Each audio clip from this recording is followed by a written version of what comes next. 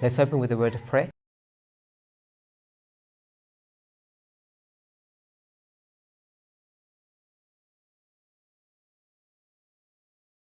Holy God, we thank you for your continued watch here.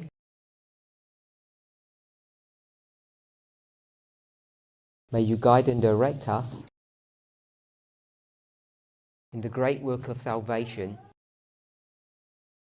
that you have commissioned us to participate in, both individually and corporately. May we have a clearer understanding of our role in prophecy. In Jesus' name, amen.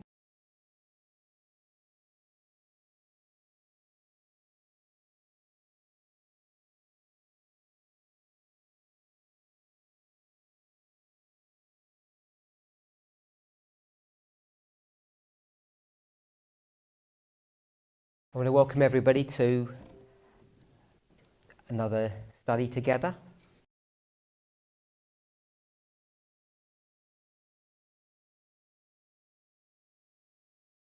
So, we met last week in Wales, and today we're in France.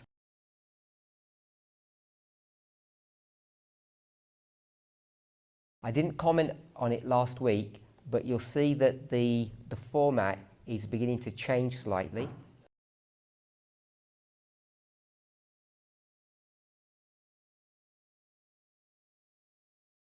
Along with a regular whiteboard, we're starting to introduce a digital one.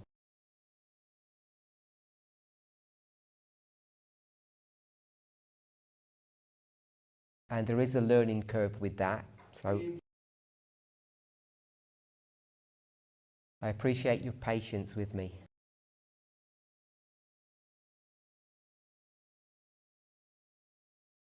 So it'll come up on the board in a minute.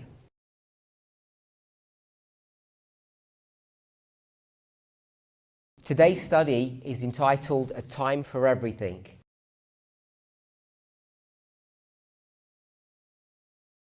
Most of you are probably familiar that this phrase or title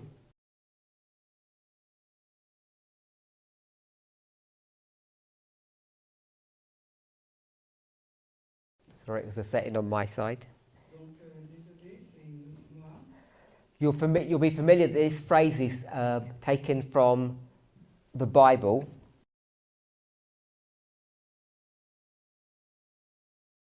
And it's from the book Ecclesiastes,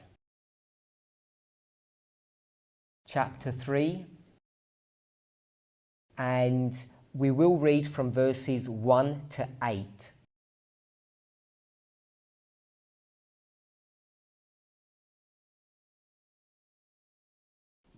So it's Ecclesiastes,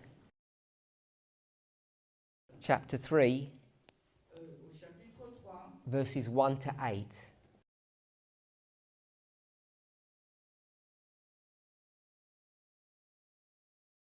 The translators should already have this.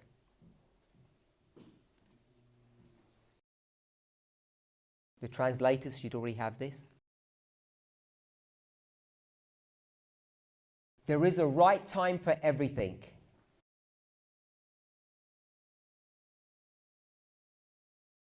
And everything on earth will happen at the right time. There is a time to be born, a time to die. There is a time to plant and a time to reap.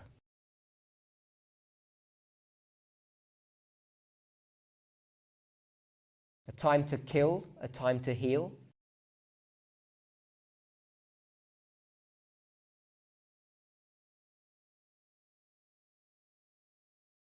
There is a time to cry and a time to laugh. There is a time to be sad and a time to dance with joy.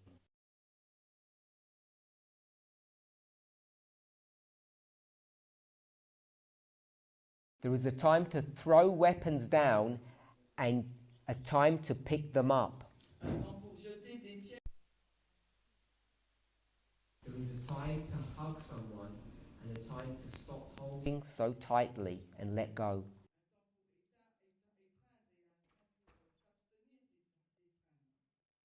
There is a time to look for something and a time to consider it lost.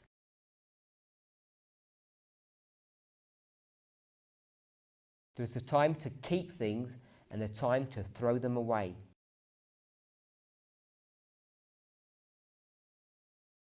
There is a time to tear a cloth and a time to sew it together. There is a time to be silent and a time to speak. There is a time to love and a time to hate. And there is a time for war and a time for peace.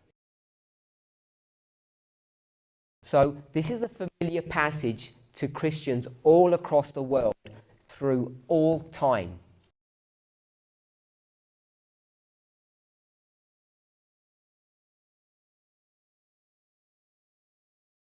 I don't think we've used this passage or discussed it in this movement.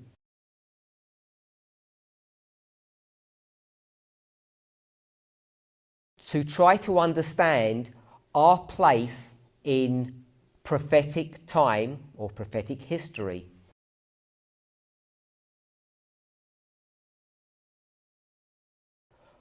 Of course, the way this is worded can be misunderstood. I understand that.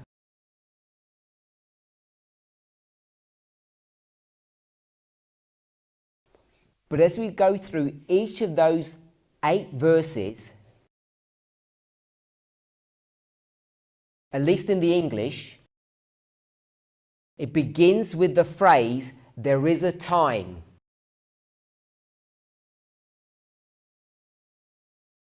And we could easily replace the word time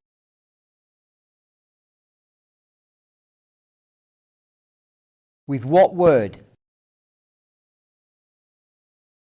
With the word dispensation. There is a dispensation where we behave differently compared to other times or other dispensations.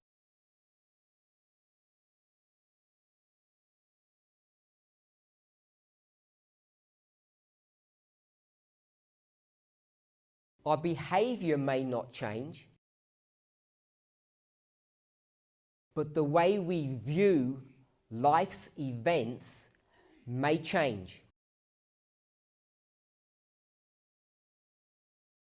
In fact, the passage tells us that it does change.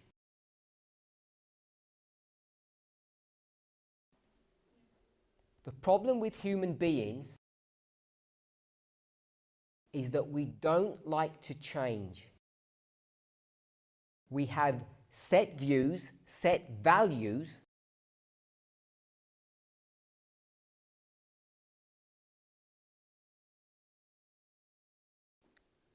so I've said views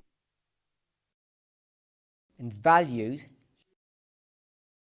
but we could use another word for views or values. It's a term that I've begun to use increasingly in studies and presentations.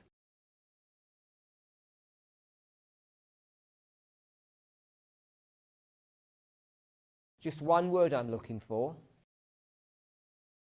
Don't know if anybody has a thought. If you're going to speak in French, put your hand up and Mike will come. If it's in English, you can just shout it out because it's one word.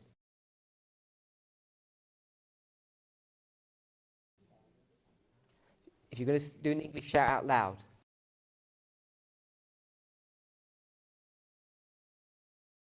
So I think I heard the word bias. We all have our own biases.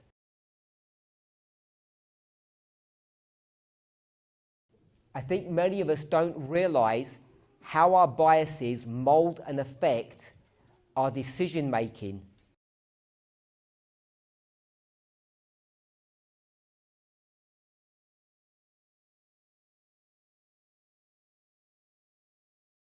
And how we view or how we see things. So we've read this passage together. Is someone willing to share what they think or what they understand this passage means?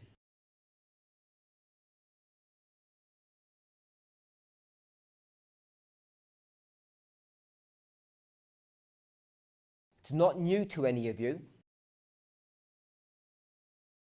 And I'm going to use a word that I don't think is very good. Many of us look at this passage in a moral fashion. Perhaps a better way to express that, from a very personal level, as they move through life, as life affects them, as things change,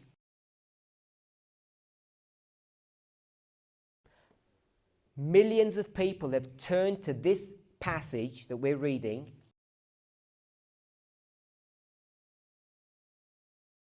to bring them solace and comfort in times of change, in times of difficulty.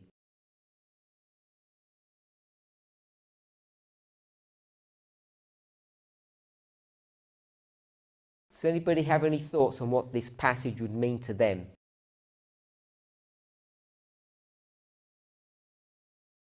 So, Curtis, you put your hand up.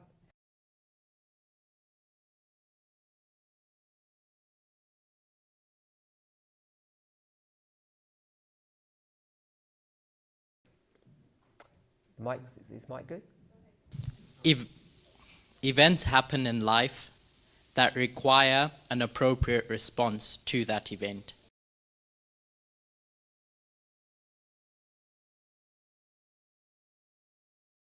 And sometimes those responses will be contrasting, dependent on the event.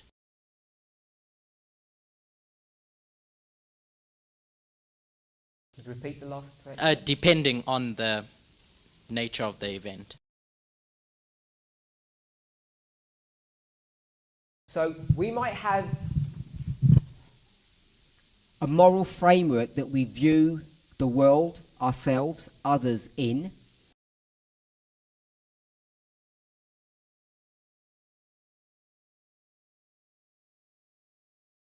But when external things happen, they affect us. Our behavior does and should change.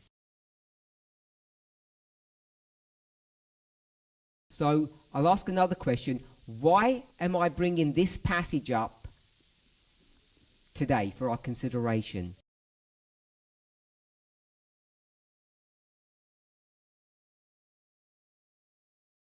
Anybody have any thoughts?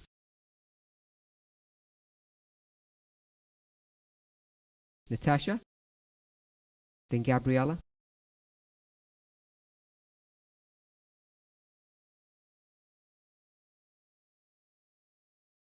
Face à certaines circonstances sur lesquelles nous sommes ou nous serons confrontés,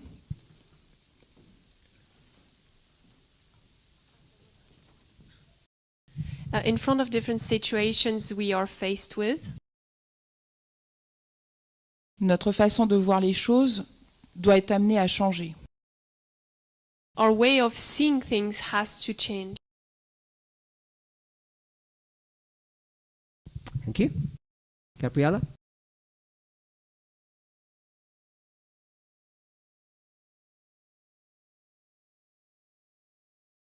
So I was just thinking because you were asking why are you bringing this up now?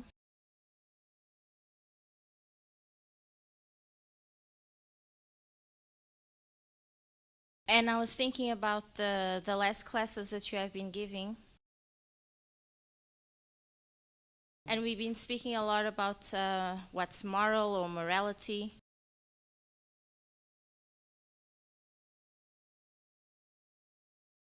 So I think that depending on what mindset we have, this text affects us in that sense, how we view it, like in a moral sense.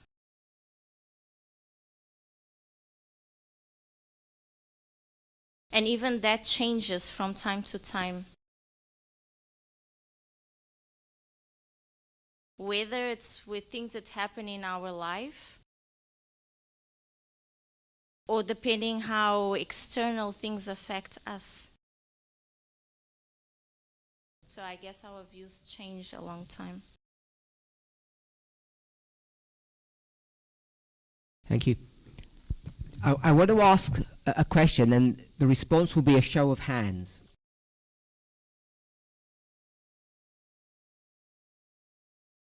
Can everybody please participate? We could pick any verse. We'll go to verse 8. It says there's a time to love and a time to hate.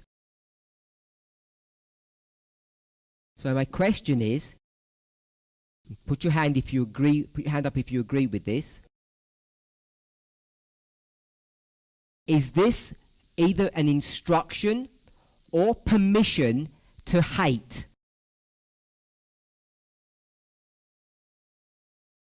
So we're in verse 8. Is it instruction or permission to hate? Put your hand up if that's what this verse is saying.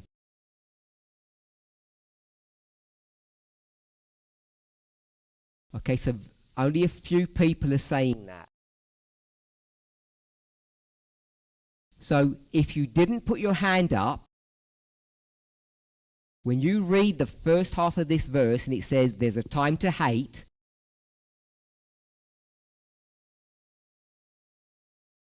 you're not reading that as permission to hate or instruction to hate.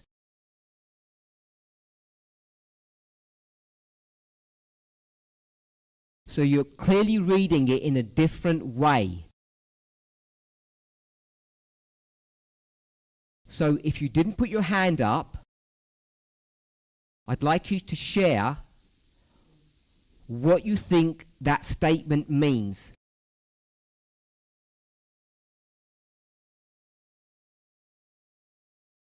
There's a time to hate, but it's neither a permission or an instruction to do so. So if it's not any of these things, what is it? What is this verse saying to you when it says hate? Who wants to answer? If you didn't put your hand up earlier.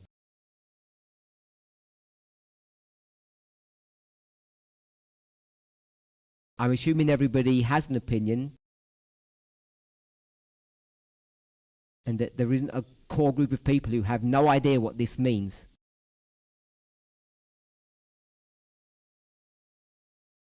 JB. So you're speaking French and Elisa will translate for you. Thank you. On parle de moralité au singulier, alors que la moralité est, comment dire, est un pluriel.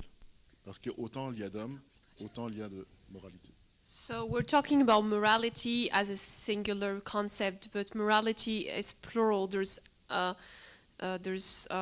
same amount of moralities as there's the same amount of humans. Ainsi, là, en fait, il parle de faits, de ce qui existe. And here it's talking about what exists, it's facts. Et donc, il ne donne pas d'instruction ou de permission directement. And there's no direct permission or instruction. So, everyone who didn't put their hand up, do you agree with what was just said? It's not instruction. It's not permission. Tell me if you agree with what I'm writing now, JB. It's a statement of fact. Is that a fair summary of what you said?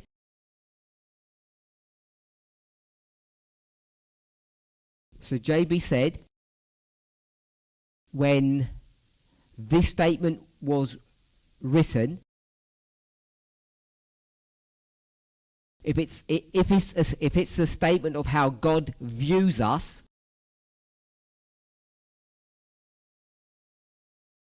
that there will be a time where people will hate. And it's not instruction, and it's not instruction and it's not permission, but it's a statement. So I don't know if, for those who didn't put their hand up, if they agree with that.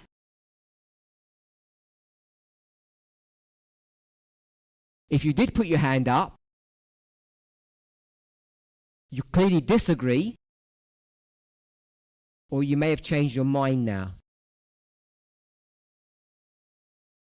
Okay, does anybody want to comment how they view this statement that there is a time to hate? Is it this? There is a time when you will hate, or there is a time that you are allowed to hate, or that it's good to hate, or that you'd be encouraged to hate? Anybody have any thoughts? We'll go with Tamina, Gabriella, and then Natasha.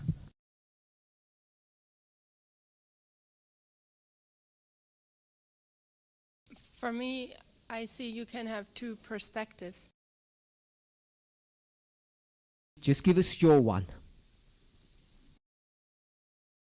If you want to draw a moral lesson,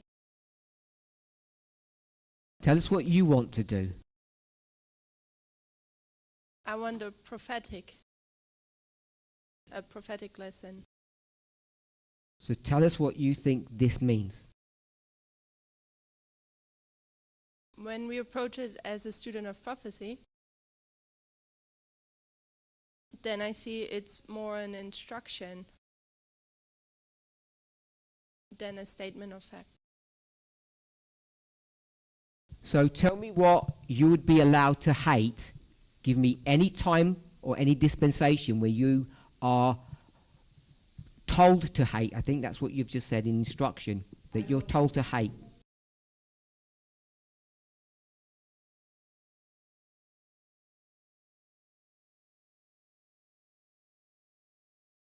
In the current dispensation,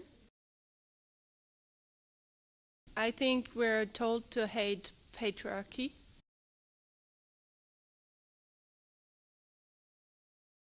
Was there any time in world's history that you were told to love patriarchy?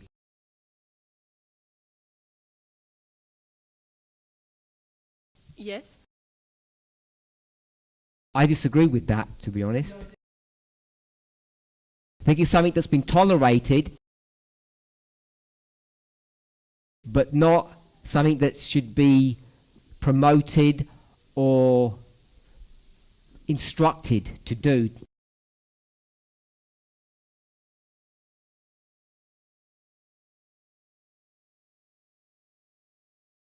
Doesn't Paul instruct women to subdue? Sure. But it's not what they should be doing, and it's not God's will. They didn't know that in that dispensation.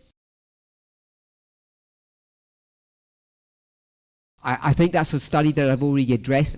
I disagree that they didn't know. They knew, Paul knew exactly what people should be doing.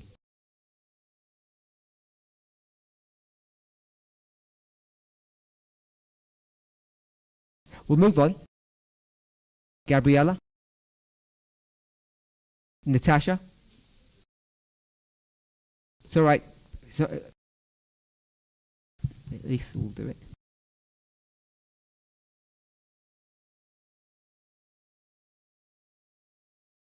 Quand j'ai lu ce verset,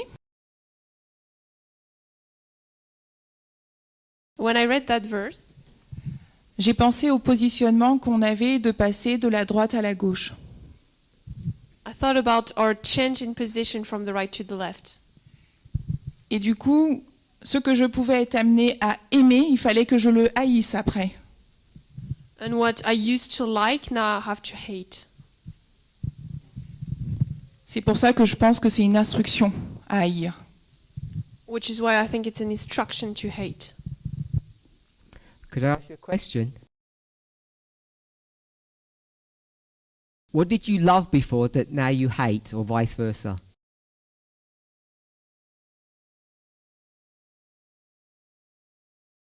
La discrimination, les droits des minorités. Discrimination and the rights of minorities. So, you used to hate immigrants.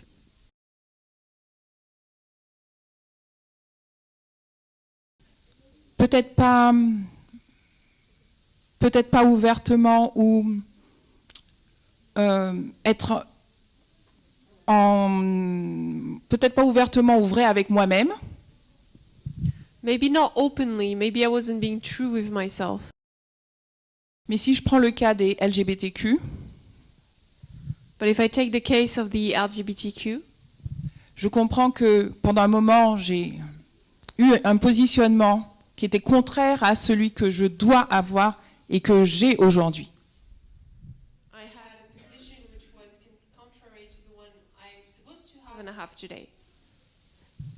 So you didn't like them? En fait, je les aimais, mais dans mon comportement, je sentais qu'il fallait que je le mette de côté. I liked them, but in my behavior I had to put them aside.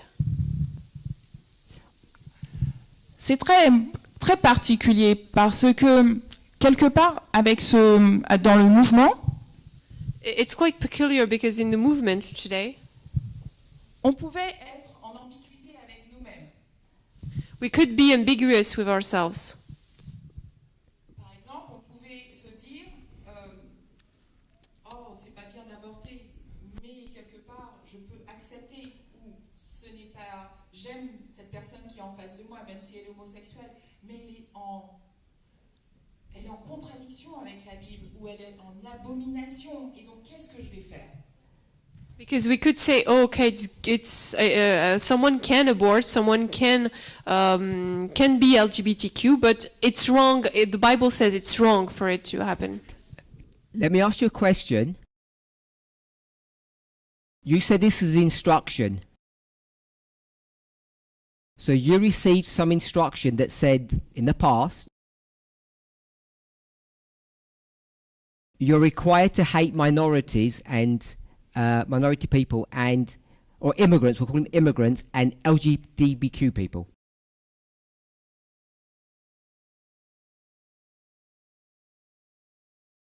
And at some way mark, you're now instructed to view those people differently.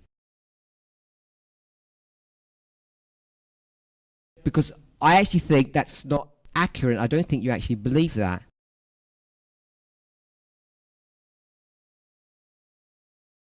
Non, j'ai pas dit que j'avais reçu des instructions par rapport aux immigrés, mais par rapport aux personnes LGBTQ, oui. Speak slower, please. Not so fast. So I didn't say that I received instructions about immigrants, but about LGBTQ people, yes. I just combined them together because you brought them together. Because they're just they're facets or nuances of the same issue.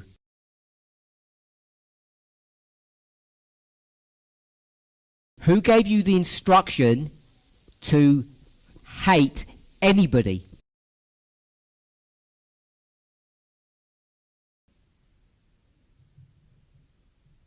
La mauvaise compréhension que l'on avait sur ce qui pouvait être une abomination. Et je reste bien sur le sujet LGBTQ. Our wrong understanding of what we thought was an abomination, and I stay on the topic of LGBTQ. Sure, you've said a wrong understanding which is not instruction.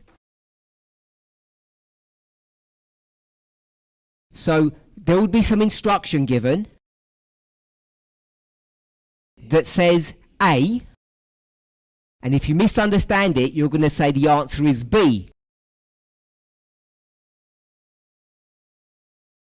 Your answer was B, and B equals what? Someone else, just shout one word. If you're following her logic. Hate. She says that I'm required to hate. And then she said, I made a mistake in understanding the instruction. Because the instruction was A, which was what? Love. The instruction has always been to love. There's never been a time to hate in the context that you gave, in the two examples that you gave. It's respond. Peut-être que je l'exprime mal. Maybe I'm not expressing it right. Mais quand je comprends le verset, peut-être que la première partie, je ne sais pas comment le définir. Maybe I don't really know how to express the first part.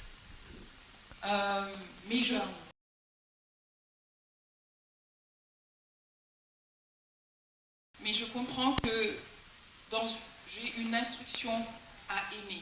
Peut-être j'arrive pas à Attends, Natacha. I have an instruction to love. J'arrive pas à expliquer l'instruction à haïr. Je ne sais même pas le défendre. I don't know how to describe the instruction to hate. I don't know how to defend it. Mais je comprends l'instruction à aimer, en tout cas dans le verset. But I understand the instruction to love in the verse. Okay, so you don't know how to defend the position that you receive instruction to hate.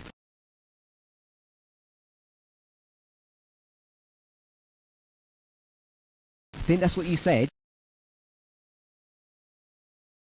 So maybe you're going to lean back to what JB said. It's just a statement of fact.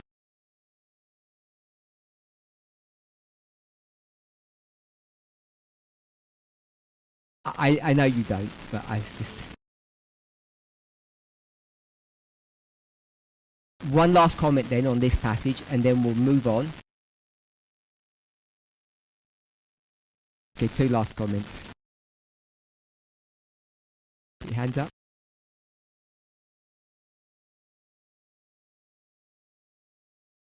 Try and keep our comments short and to the point.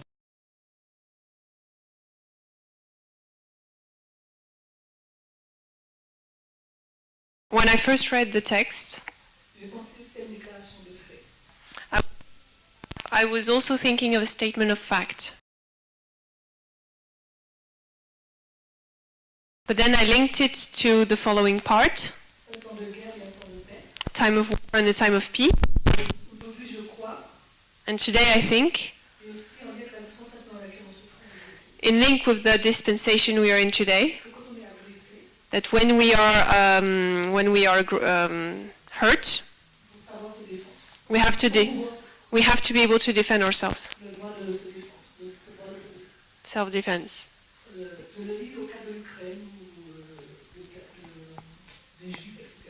I say that in the terms of Ukraine, Jewish, etc. Can I ask you a question? Is self-defense the same as hate? I think that's what you've just said. You didn't say that a moment ago?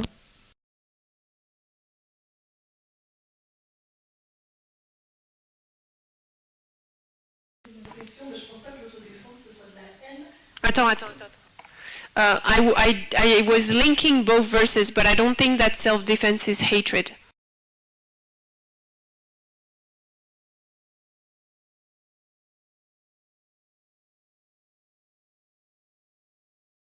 I don't know how to link it to self-defense. If you go to verse 5, verse 5 says, there is a time for self-defense. Verse 8 says, there's a time for hate. I think they're two separate issues.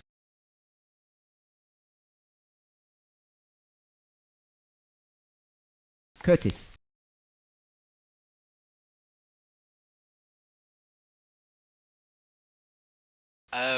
Cheated because I went to previous chapters in Ecclesiastes.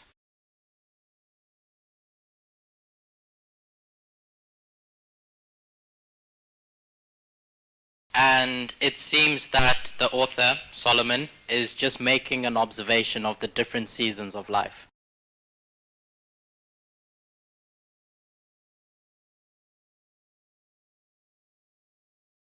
So in chapter 3, the author is a neutral party and just observing, as what Gerber said.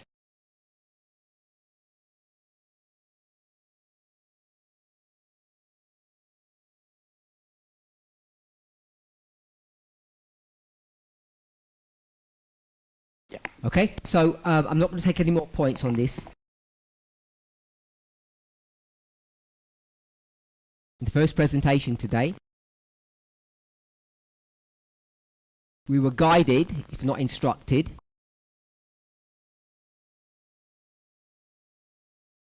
that we should introduce more Bible or inspiration into our messages.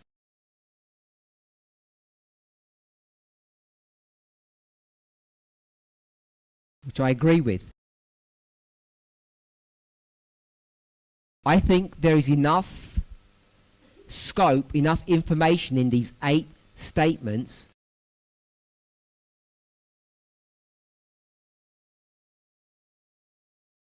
to help not only explain our experience,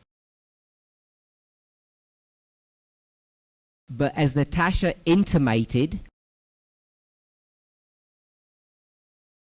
to mold and change our experience. The truth sets you free, and it's only a correct reading of anything, but in this case inspiration,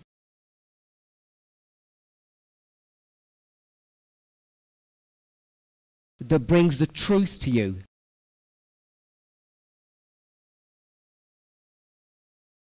The words themselves aren't true. The words. It's how you understand them. And in a relatively small group as this, again, it should be concerning, or maybe you will celebrate it, that we're all reading these passages differently. And it's only 4 words, a time to hate. And we're really not sure between ourselves collectively what that actually means.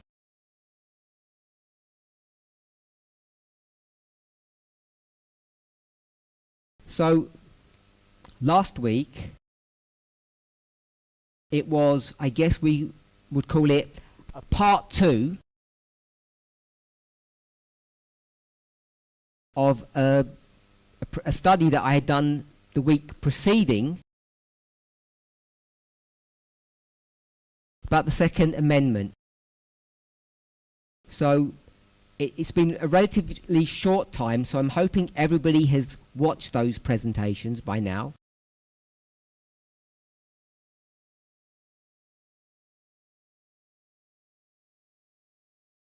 And what we did last week was to move away from the Second Amendment, which is an example,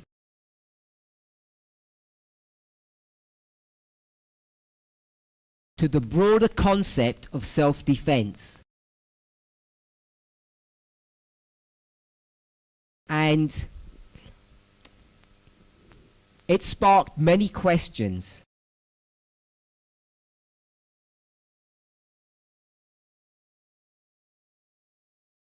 And people responded differently to what I was sharing.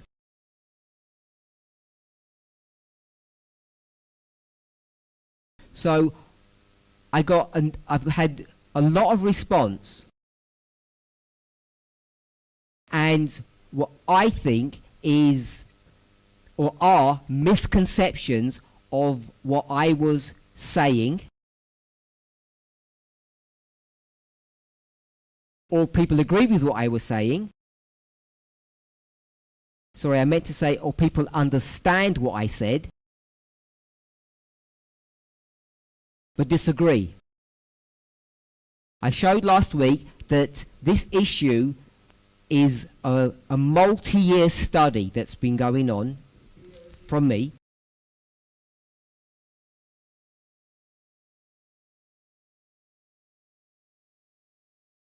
I want to start with the conclusion of something that someone said to me. It was a part question, part statement, and this is the conclusion.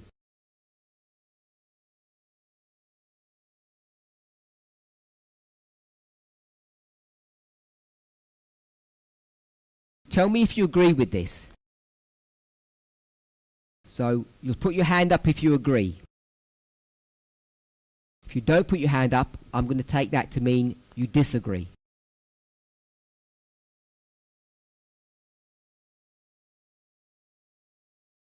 This is what the person said, not me. In my mind, it is to get to the point or the place in our experience. So I added the last bit in. I added that last bit in. I'll start again. In my mind, it is to get to the point with Christ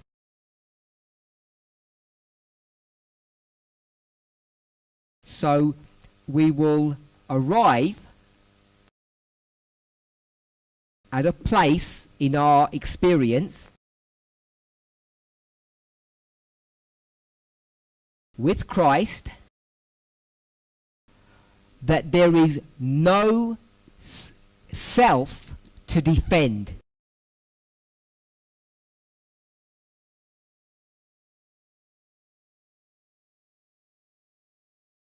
So you can see that they've changed the word of self-defense, and they said that they believe that we will get to a place where there is no self. And if there's no self, there's nothing to defend. Tell me if you agree with that. Do you agree? If you're with Christ, or I will say in Christ, if you're in Christ, will you get to a place in your experience where there is no self Self is dead, and there's no need to defend. Who agrees with that model of humanity, of Christianity?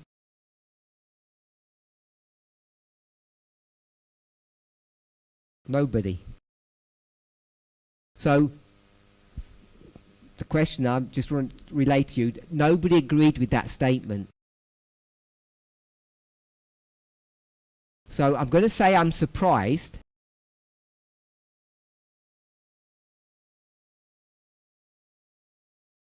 Well, is it one person that agreed? Oh, okay.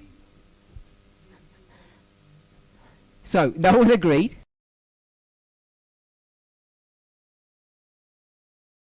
No one agreed.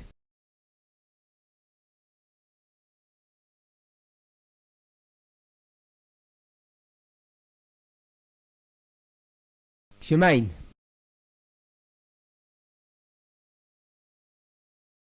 At Jacob's time of trouble,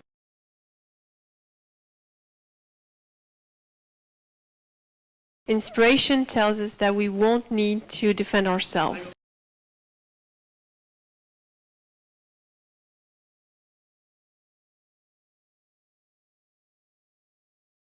And I don't know if this person places that in this dispensation. Shemaine? You've said that in Jacob's time of trouble, I put it on the board.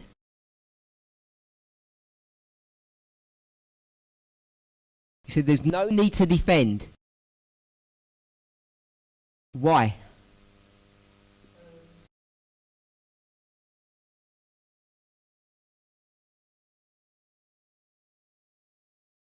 Because in that time, Ellen White says that angels will defend us.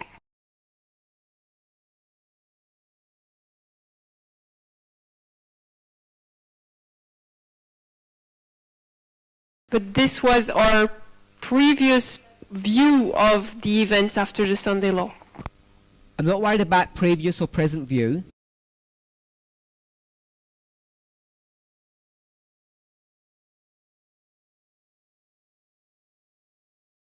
But this model that you've just stated is not a defense for the position that was stated by the questioner.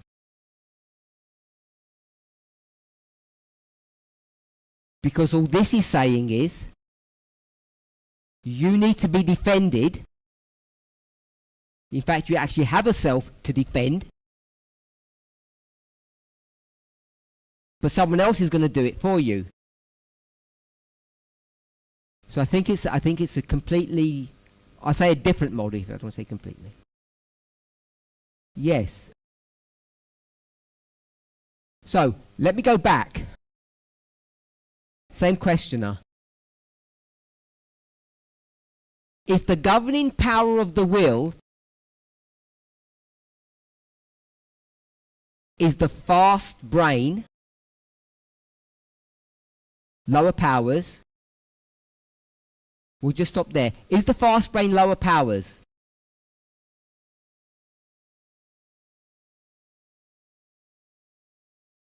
Put your hand up if you agree the fast brain is lower powers.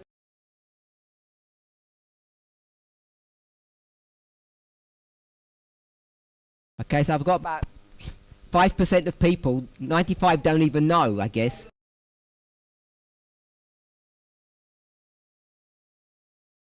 Okay. I'll take this as a statement of fact. Fast brain is lower powers. According to me. If you don't agree, that's fine. Fast brain is a secular term. Lower powers is a biblical term.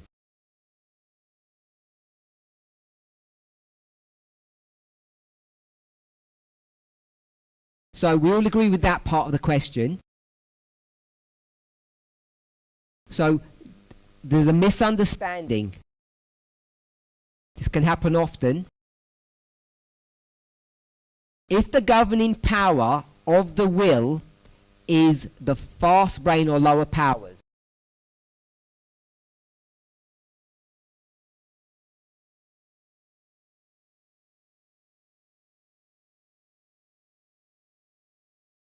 If you listen to last week's study, did I say that? I spoke about the will. I said governing power. Then I said slow brain, fast brain.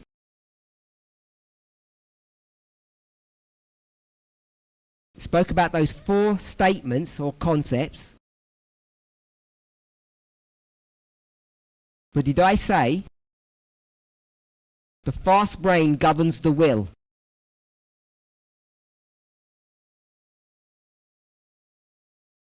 Put your hands up if I said that.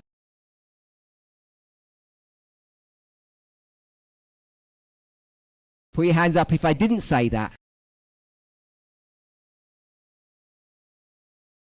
Okay, so either people can't remember or they haven't watched the presentation. But those who put their hand up said I didn't say that. And I didn't. If you've read the book, Fast Brain, Slow Brain, if you have read at least Steps to Christ,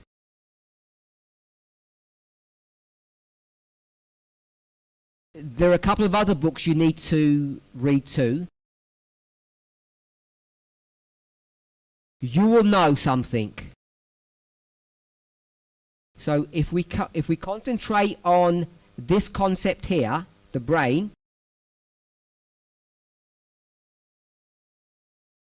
how many do you have? How many? We have 2 brains, and they run parallel with each other.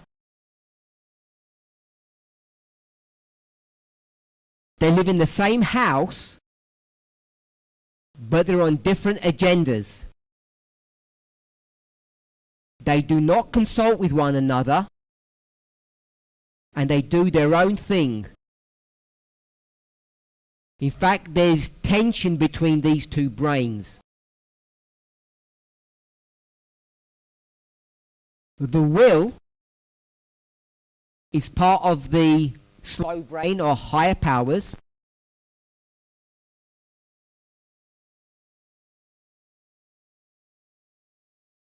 Lower powers.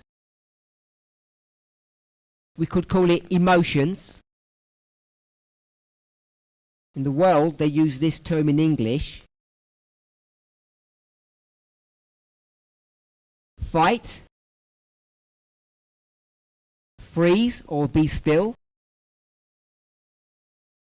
flight or run. These are all emotional responses. And what I said last week, I believe, is that this brain here that controls these responses are separate and distinct from willpower.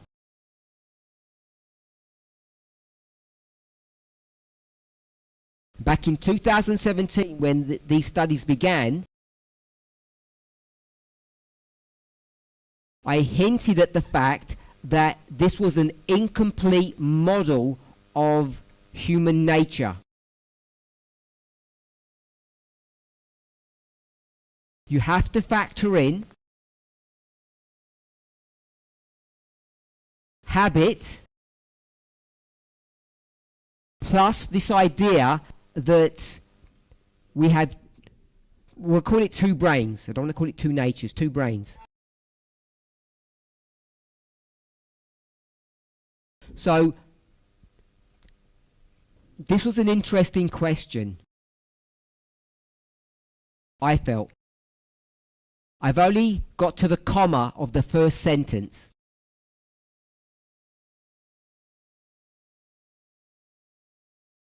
If the governing power of the will is the fast brain,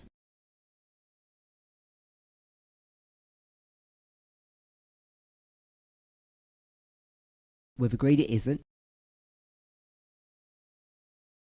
then with the power of the Holy Spirit, and Christ in us, can't we stay in slow brain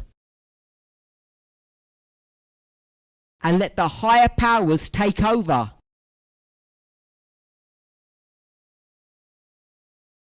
So we don't need to react, we don't need to defend self. So I'll simplify the question. If you have Christ in you, cannot the slow brain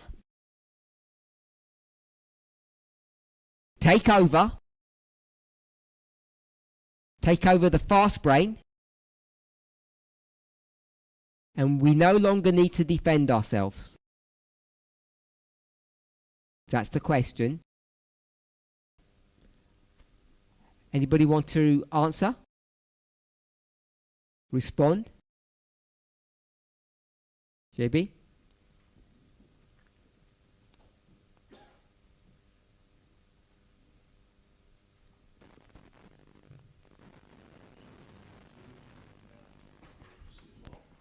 You have two ways of defending yourself. Depends on how you use your brain.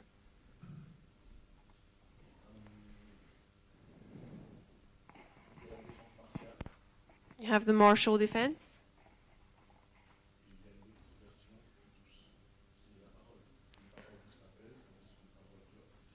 And a softer way to defend yourself, which is with the word, the spoken word.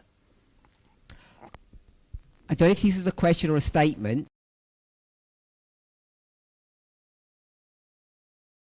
You said you said we use our brain.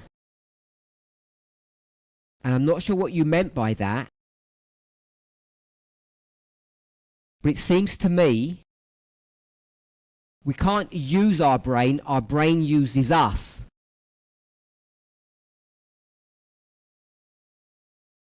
I don't know if we conceptualize that we have something higher than the brain. Because the models that I think I've taught over the last few years say that we don't use our brain.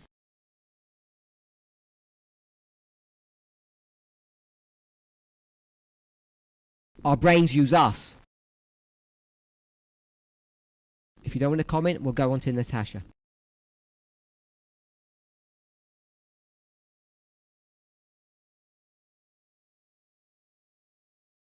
As we're getting there,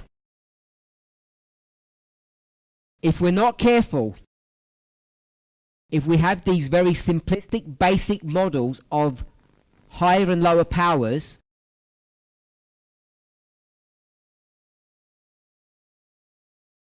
we can develop this model or this idea that one brain can control or take over the other brain.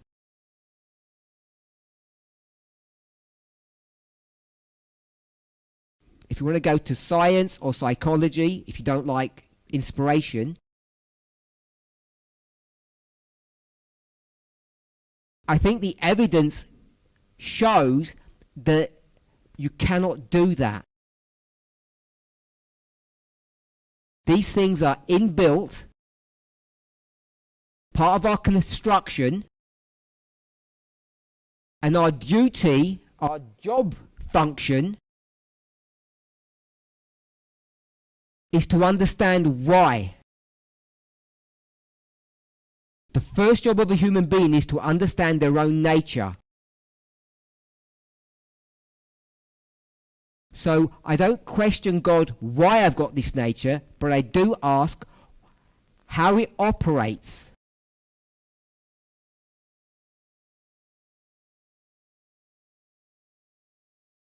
How it functions. Because when I get to a true or correct understanding, I can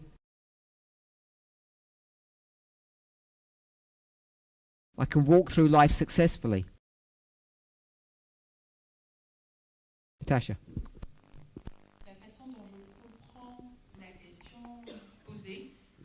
The way I understand your question, Non, la question qui a été posée. the question, The person's question, yes? C'est comme si elle mettait d'une façon inférieure le cerveau lent, rapide. it's as if she was putting the slow brain, no, the fast brain as at a lower level. Or, je ne crois pas qu'il y en ait un qui soit meilleur que l'autre. But I don't think that one is better than the other. Je crois que face à une circonstance, on doit utiliser l'une partie et face à une autre circonstance, utiliser l'autre ou les deux de façon, mais il y en a un qui va être prédominant par rapport à l'autre. I believe that we have to use one in one certain situation and the other one in another situation. Can you repeat what you said? We have to use one brain in one situation and the other one in another situation. Can I stop you there for a second? I couldn't have expressed what you said better than the way you did.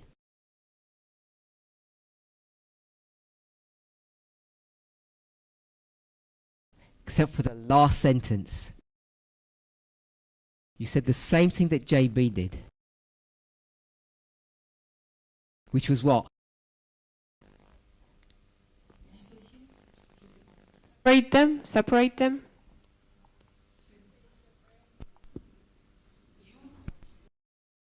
You said we use the two brains. Whatever you added extra to that, let me finish. Whatever you added extra,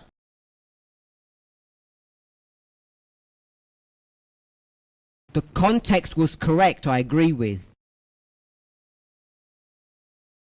But I want us to become more comfortable that we can't use the brains. Je suis d'accord. Et ce que je voulais dire par là, c'est que instinctivement, So what I wanted to share is that by instinct, en face d'une situation, si je dois être amené à fuir, in front of a situation, if I have to flee, automatiquement, cette capacité, il faut que j'arrive à détecter et que ce n'est pas en opposition avec les valeurs supérieures, it's puissance supérieure. I know that I have to use this, but it's not in opposition with the higher powers. I completely agree with what you've said. Christians, Adventists, priests have developed this ideology that lower powers are lower. Not just in geography, but in worth or in value. They're base or worthless compared to higher powers. And for the several years that I've changed the terms from lower to fast, one of the reasons for doing that is to begin to inculcate or to put into your minds that the word lower gives a wrong impression. These two brains are in tension, but they're in partnership.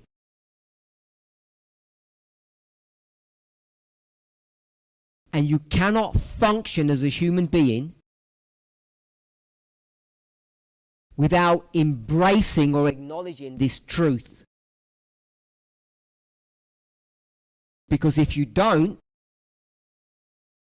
you'll end up having a distorted understanding of human nature and salvation.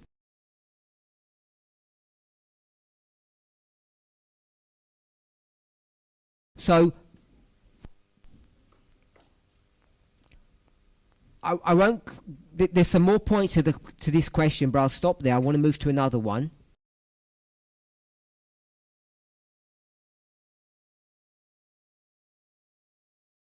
Tamina had her hand up. Did you want to say something?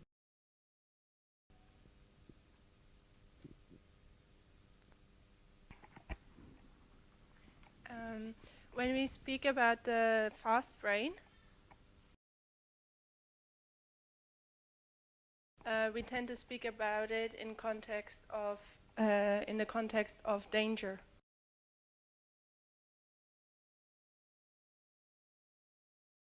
Which I guess why we connect it to the self-defense then.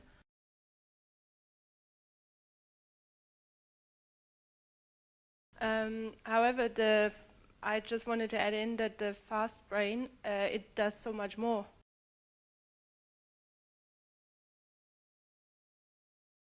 As you mentioned, if we wouldn't have it, we would die. It gives us so much information in a split of a second, which is not even about a dangerous context, it's just about everything, what we see, what we hear, everything.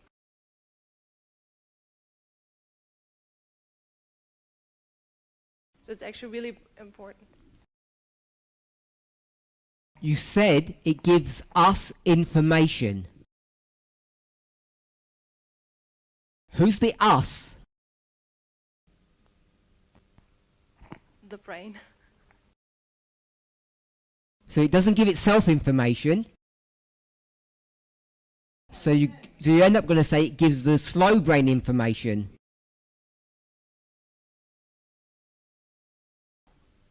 The more we think about it, I would suggest it doesn't give any information to anybody.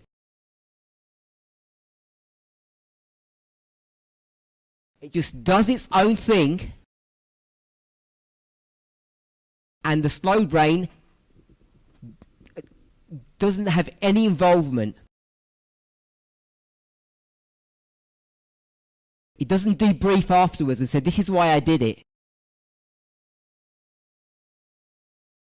The slow brain has to write a book so we can understand what the fast brain did, because the fast brain will not communicate.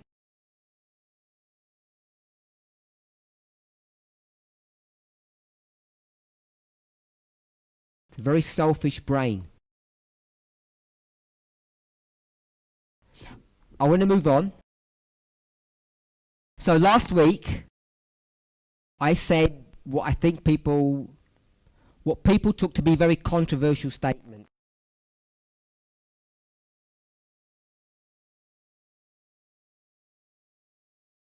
King of the South.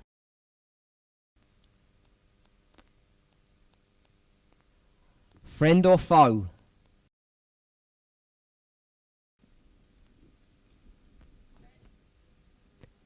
Who said friend? Friend. Okay, so a fair few people have said friends.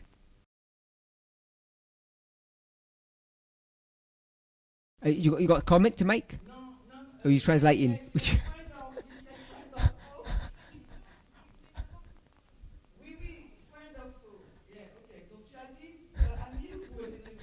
We've got to get our roles straight. I don't mind you asking questions. I did say earlier, I said something like ... I'm surprised.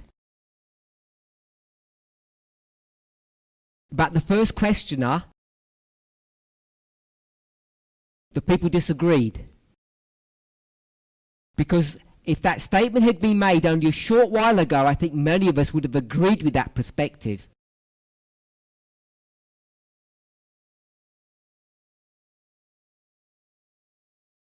Get the lower powers in the right hand of God, that powerful hand.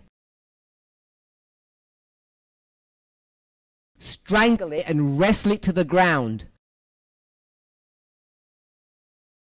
In Christ, We have to be selfless. Die to self. I think that's even an inspired statement. And you've all disagreed with that one. Do you no longer believe that? Because I led you down that path that self doesn't die, and you said sure.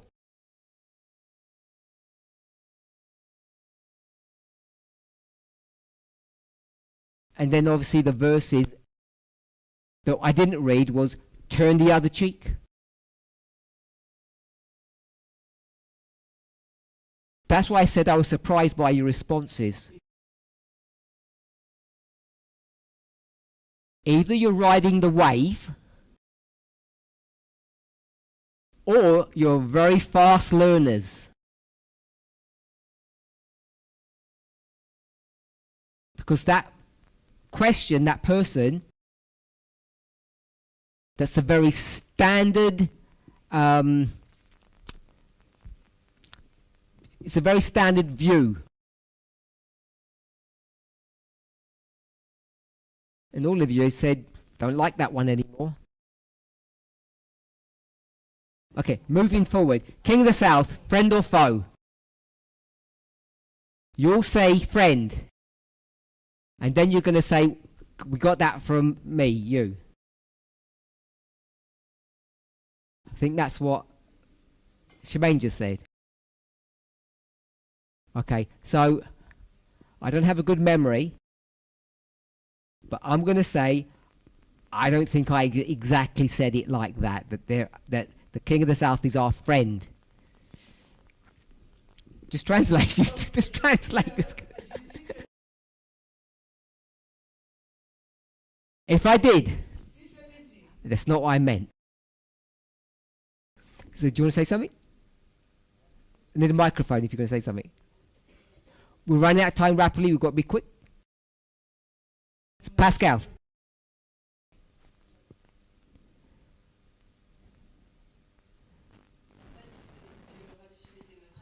You didn't say that the King of the South was a friend. In my memory, you said that he was defending our interests. So that sounds what I remember. Defending our interests. If you want to say defending our rights, perhaps. Freedoms. We all see the contradiction in those thoughts and ideas. So, am I talking craziness? Or is there any truthfulness to what I'm saying? Depends upon one's, I'm going to use this term incorrectly, our moral framework.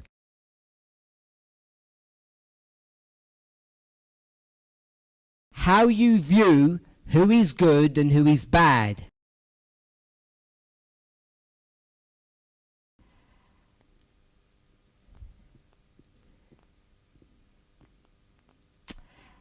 One of the problems that we can get into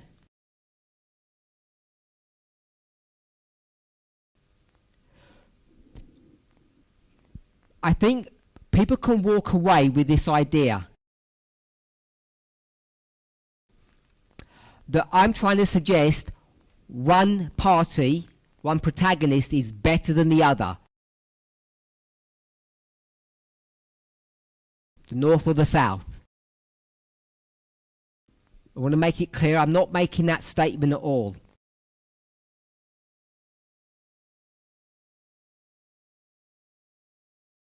So someone said, a question I got on this. King of the South is only interested in their own agenda, their rights, not ours.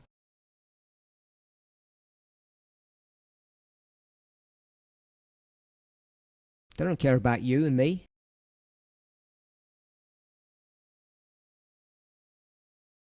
They only care about themselves. So a question to ask yourself, unless you want to, no, because we've run out of time, to yourself. Yes. The King of the South is only interested in its agenda. It's not defending your interests. I said it was. Would you agree that the King of the North is only interested in its agenda? All agree with that, I assume? If you agree with those two statements, upon the testimony of two, which is dangerous to do, whose interests are you concerned about? The North? The South? Someone else's? Every hand is against this person, and they're against everybody else, which means you. So, yes, this person's hand is against everybody, including you.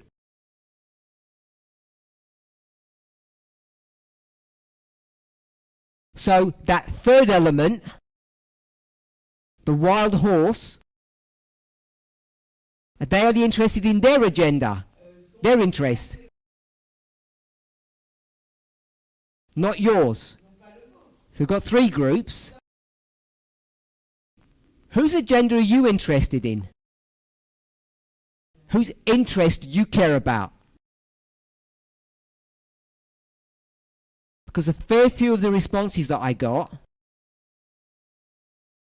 was that I don't have any morality, or I'm heartless. And shouldn't we be more caring?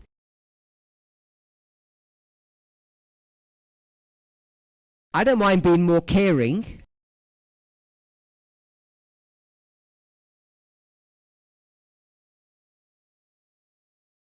But the question I ask is,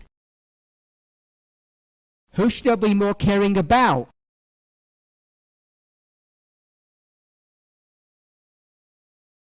The North? The South? The horse? Or Rome? If you want to put that as a separate entity. Who should we care more about?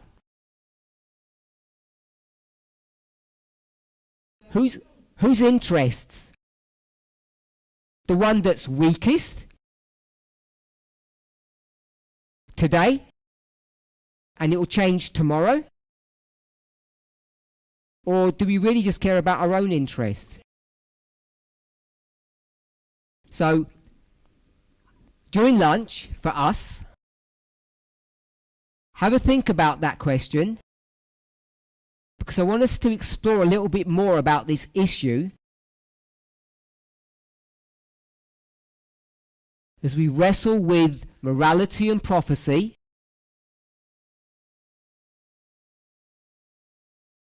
Who are the good people? Who are the bad people?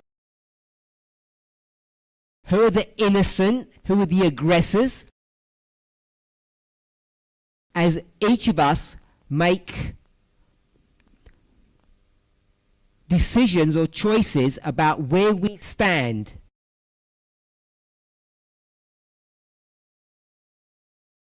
As we see what's going on in the world. Let's pray.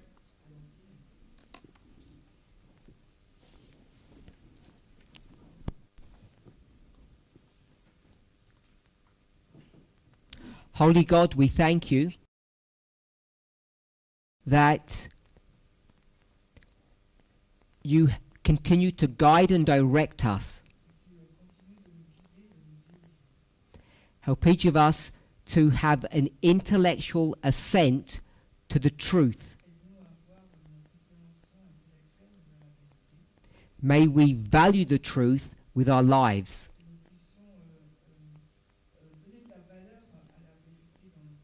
But this knowledge is only the first step. Each of us demand, require wisdom. May it be the prayer of each of us bowed before you